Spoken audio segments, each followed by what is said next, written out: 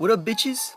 Silver Turtles here in the house, and this I guess instead of a VGC Sunday, I actually entered a tournament like last minute on Wi-Fi, and this is actually for money. I earned $9 because I actually won the tournament. I'm actually pretty surprised that I got so far, even though it was a pretty small tournament. There was only like 6 of us, but it was still, I mean, for money. So anyway, yeah, I'm just using pretty much the team that you always see on my VGC Sundays. My classic team with the Caesar and the Kangaskhan now instead of the Gyarados. But anyway, this battle was the first round of Tourney, hosted by NYC Elite 4 J-Tails. I'll post the channel link in the description below. Here I'm fighting my man Hidan. I don't know. I apologize so much if I pronounce your name wrong. But he actually runs a very scary ass team, and as you'll see, as we get into this battle, I get into a bit of a very dangerous dilemma / predicament. This is a pretty long VGC. This is pretty long for a VGC battle. It goes on for 13 turns.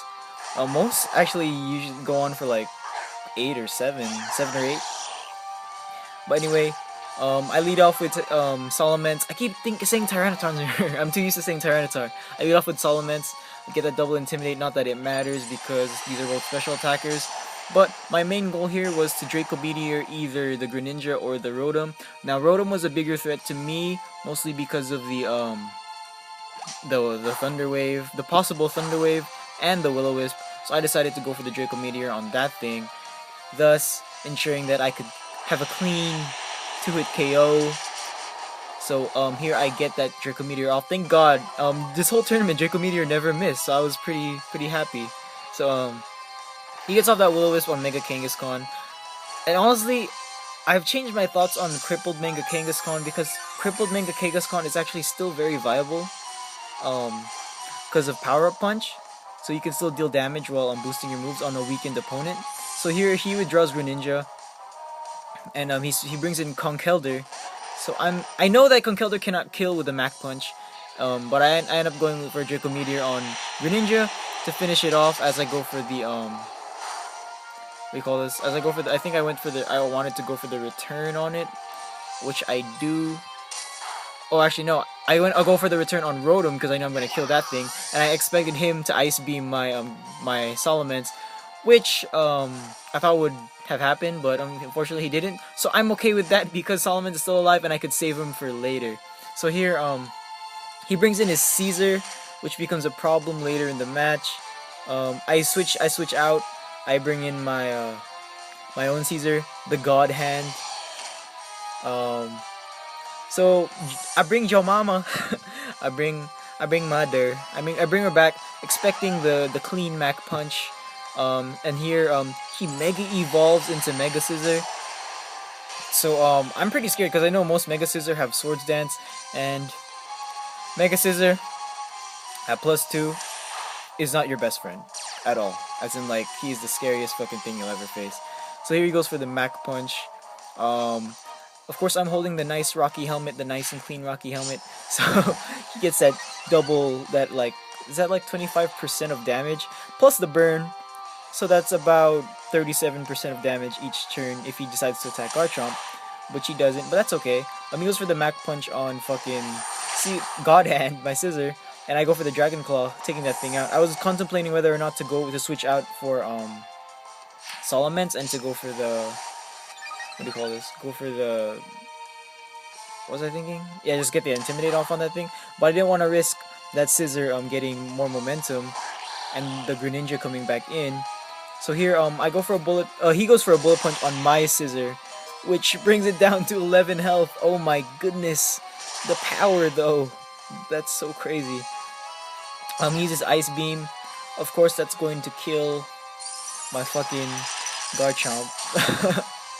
And Patihara goes down.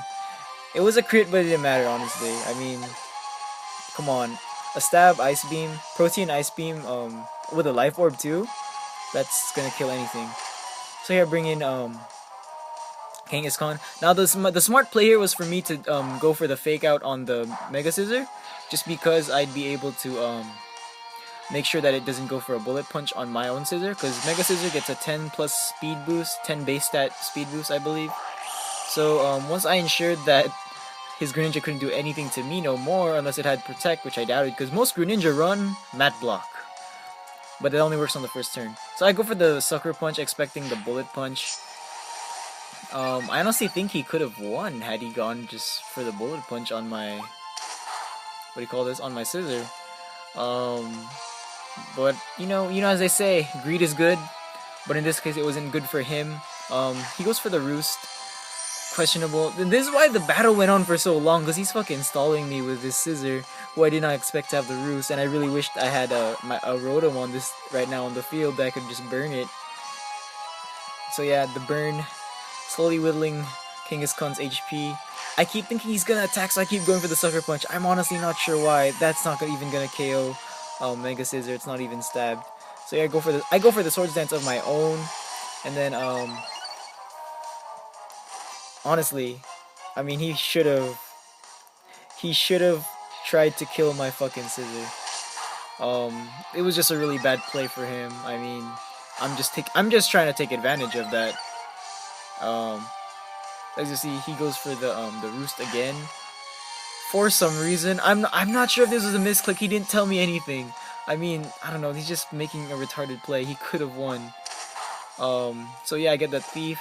Still not enough to kill, but it should kill with a stab return from Kangaskhan. It actually does a lot. Does a good 30%. Not enough to kill, but it's still really good. He goes for another Roost, and I'm just thinking, oh my goodness. And I get the Thief off, and I'm just scared out of my wits. Mega Kangaskhan is at 4 HP. This is all bad.